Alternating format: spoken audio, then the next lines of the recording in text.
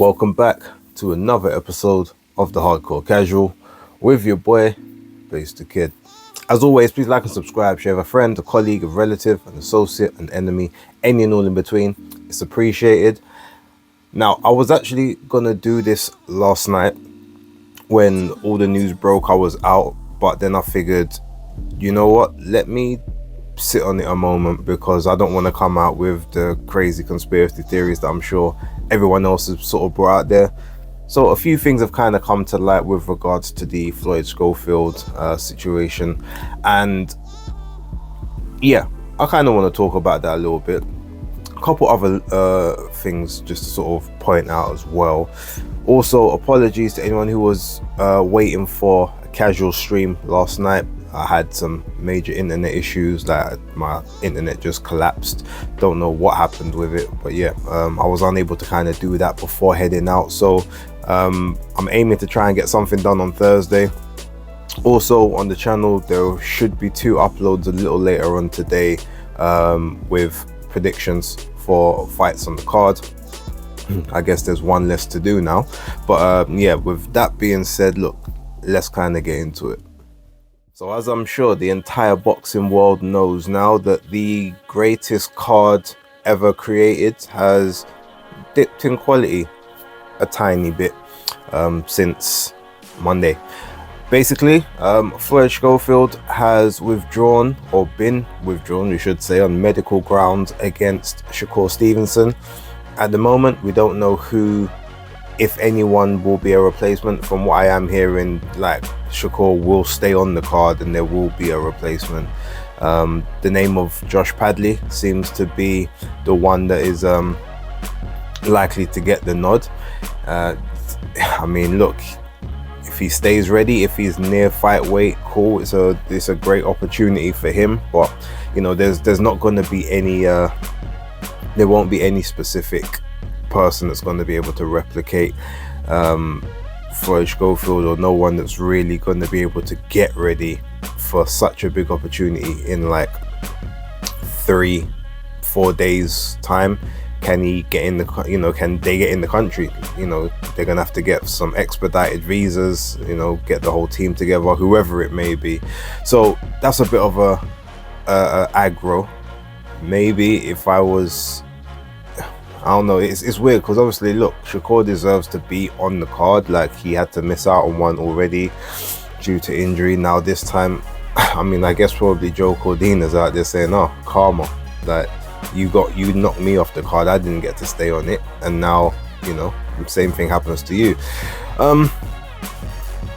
Now, initially when I heard, you know, oh, he's been taken ill, medical grounds or whatnot, first thing I was thinking, and I think a lot of people did, is, well, you've got Oscar De La Hoya, who, as much as he tries to claim he's Mr. For the fans, he openly stated months ago he didn't want Floyd Schofield to take this fight. He didn't think he was ready, and he wanted to carry him on his own journey. He's been withdrawing and pulling Williams Zepeda out of Shakur Stevenson opportunities for the last year and a half, even though he's the mandatory across the board with in the 135 division. So after obviously what happened with Jack Catterall and Arnold Barbosa, it's almost like the consensus is, oh well, now that he's got one up on, you know, on Eddie Hearn, he doesn't want to allow him to possibly get back into contention, and so he's going to take his biggest star, or one of his best, and then not, you know, sort of sabotage the opportunity, which in theory, you know, it does sort of lead to make some sense, especially when you consider that Floyd Schofield didn't attend the original press conference for the event in London. He wasn't the only one that didn't know, so that obviously has to be highlighted. Carlos Adames was also not there on that date, but he didn't attend that. As far as I'm aware, I haven't really seen much interview or media stuff for that team in and around the actual fight. You know, a lot of stuff on Twitter X, but nothing really promoting and sort of, you know, selling the fight as such. You know, then you get to Riyadh, still don't see a huge amount of interviews from what I've seen. There may be more than I've had a look at, who knows. Then obviously don't make the grand arrivals. There's been a lot of talk over the last week from them about, oh, snack this and snack that, in, you know, with Shakur being a snack fighter, and then you don't turn up to, you know, the arrivals. It looks in a fashion whereby you're trying to find ways to get out of the fight, and that could also still be the case. Like, no one is gonna, you know, discount that at this point. Anything could happen. What's the phrase they say? Believe nothing of what you hear and only half of what you see. I guess in this instance, like, you're hearing a lot of, you know, it sounds like a lot of jitters and pre-fight nerves, and, you know, conspiracy theories and excuses getting lined up and laid out. But then I come across a picture a couple hours ago with Floyd Schofield in a hospital, what looks to be on a drip, with a tube down his throat.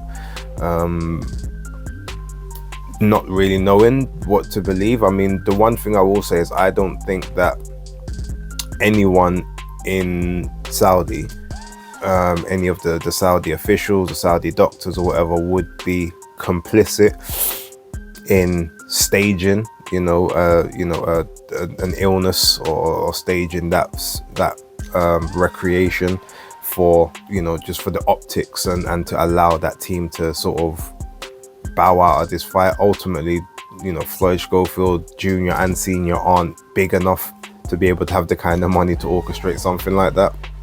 So I do believe that something is wrong. I don't know what it was. They're claiming possible poisoning, food poisoning or otherwise. At this point in time, I've got to hold kind of all of my judgments on that part of the situation to the side. I'm sure he'll be fine. I'm sure he'll get over sort of whatever the illness is, and his time, I guess, will come again. This fight won't happen again. I know that for a fact. Like, he's not going to get the Shakur opportunity again, be it Saudi or in the States, not until he gets himself into a mandatory position for WBC. But at this point in time, I guess his health and well-being is more important than the fight. And at least whatever's happened, at least it's happened now, as opposed to maybe happening Friday at the weigh-in, or Saturday, you know, actually as they're maybe making the ring walk, or, you know, leading up to the fight, or actually in the fight. Because the worst thing you want to do is be violently unwell or ill, or, you know, suffering any kind of food poisoning, etc., and you gotta go in there, you know, taking punches to the head, into the gut.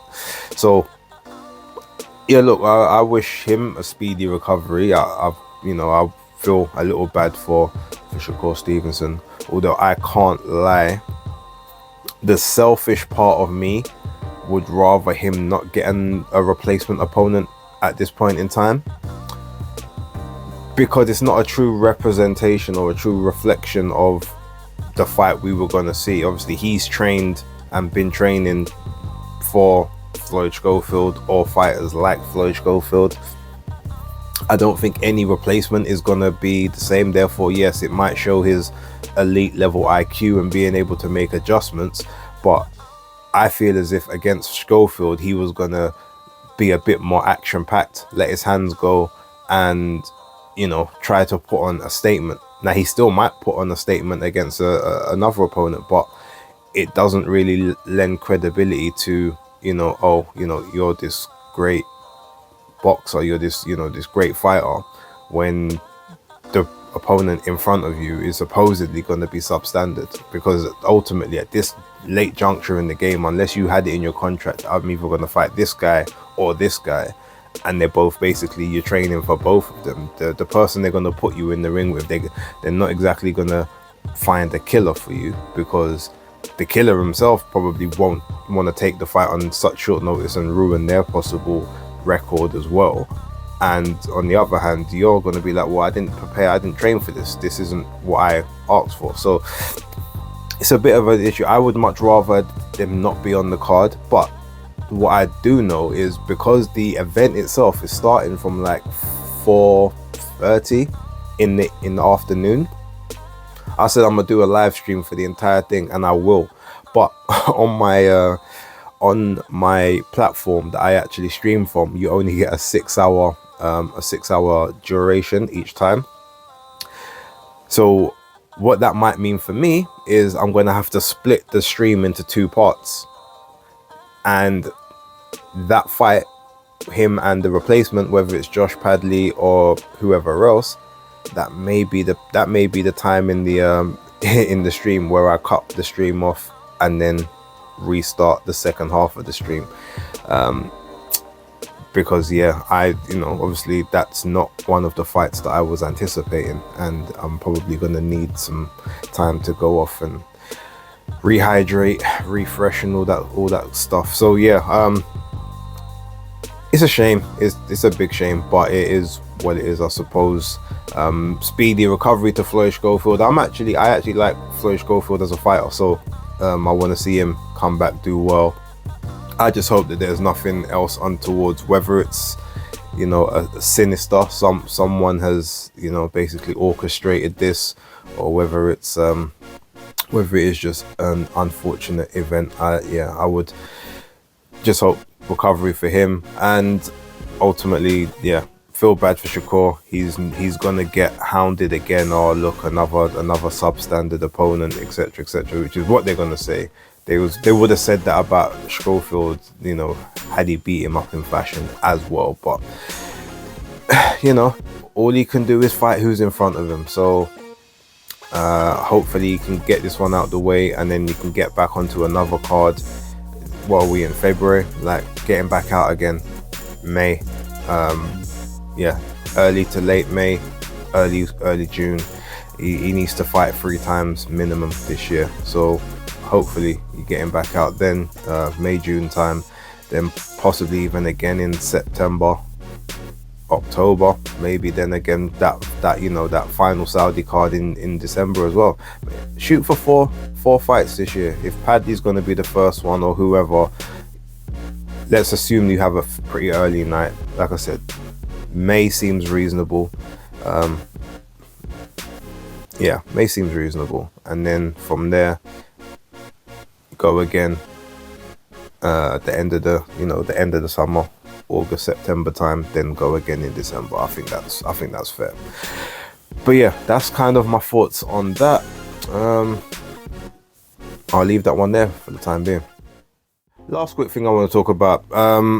I saw an interview with Tank Davis the other day. I didn't even see the whole thing. Obviously, there was the interview he done with what was it, Little Yachty, I think it was, where he was basically saying that he's afraid of being made a meme. Like, imagine you lose, and then you get basically you get memed and everything, and people just be taking the piss out of you, etc. He said, I ain't got time for that.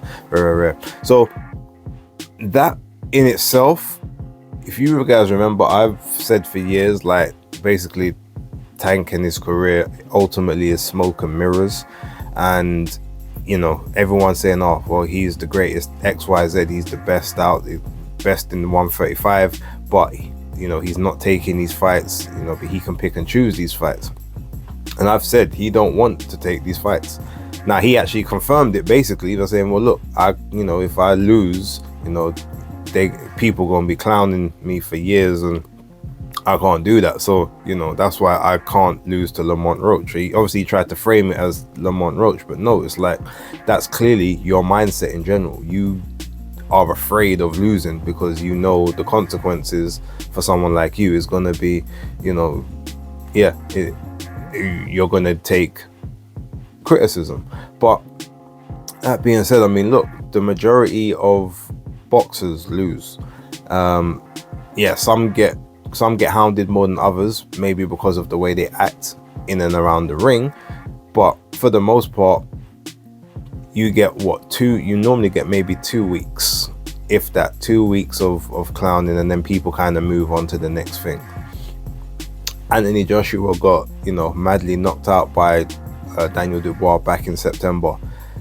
realistically, people kind of stopped talking about it the week after, maybe 2 weeks after. Okay, occasionally you might see it in a VT promo in the next fight. Obviously, Dillian White had to deal with always seeing his knockout loss to Anthony Joshua anytime there was promo in Anthony Joshua fight cards or whatever.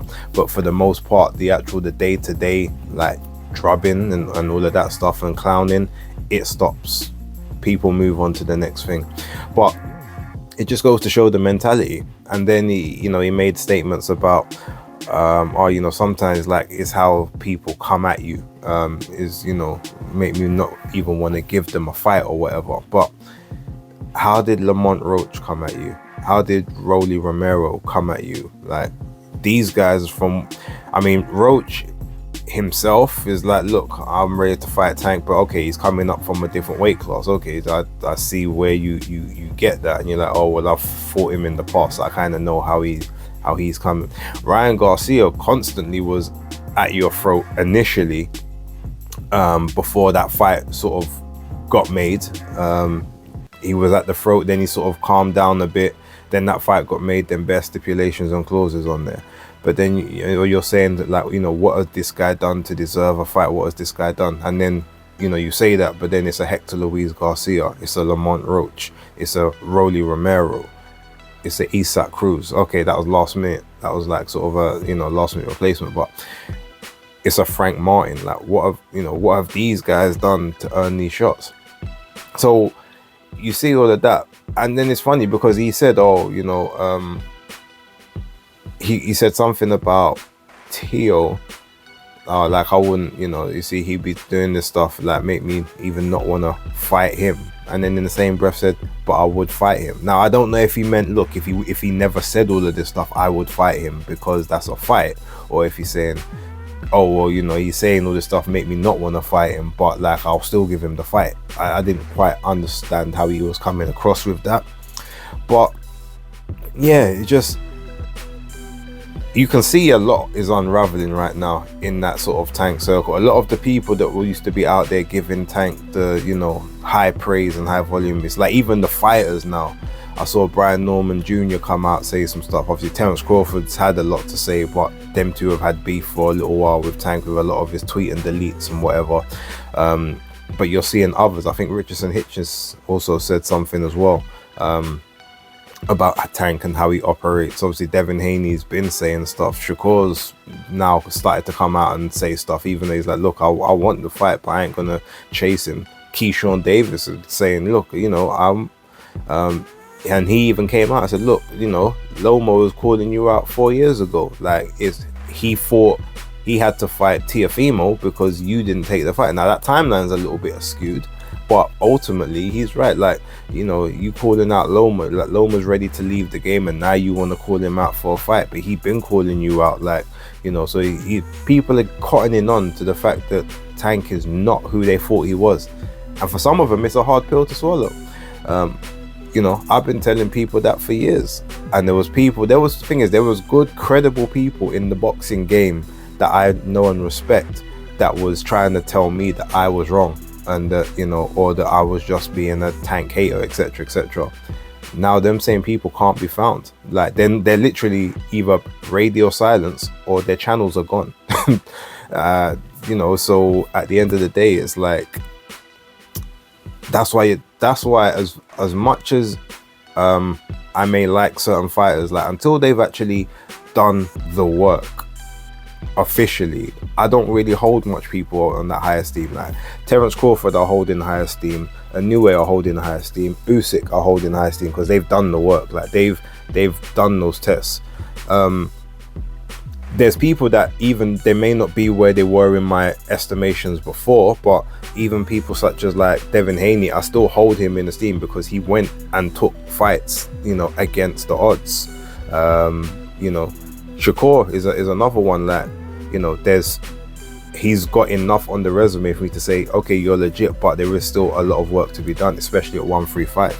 A person like Dimitri Bivol I hold in high esteem. Canelo, as much as people may not like who he's fighting these days, but ultimately, like, he's put in the work, he's put in the graft from before. Artur Beterbiev, like, insane work. Like there's no, there is no way that that I can't look at these people and give them all the plaudits they deserve, win, lose or draw moving forward, because they've done it all to start with. Unfortunately, Tank is not in that category and never has been for me. And I'm just, like I said, I'm just kind of happy that, well, I don't even want to say I'm happy. Well, I shouldn't be happy that, we aren't getting the fights we want to see, but it's almost like I'm vindicated in everything that I've been saying for like the last 4 to 5 years about Tank Davis. The protection league seems to be disappearing. He seems to be unraveling with no Showtime and no proper PBC affiliations or whatnot. And yeah, I guess, look, we just gotta ride this little wave out, find out what he does after this Roach fight, and maybe he's still got time to prove me wrong and make me look like an idiot. And to be fair, I'm happy to take that if it means we get what we want, but the chance of that happening based on repeat patterns of behavior ain't really that great. But look, I'll park it there. We'll wait and see. With that being said, thank you very much for watching. Don't forget, there will be a couple basis picks out later on today. But yeah, like, subscribe, share, all that good stuff. Catch you on the next one. For right now, Hardcore Casual out.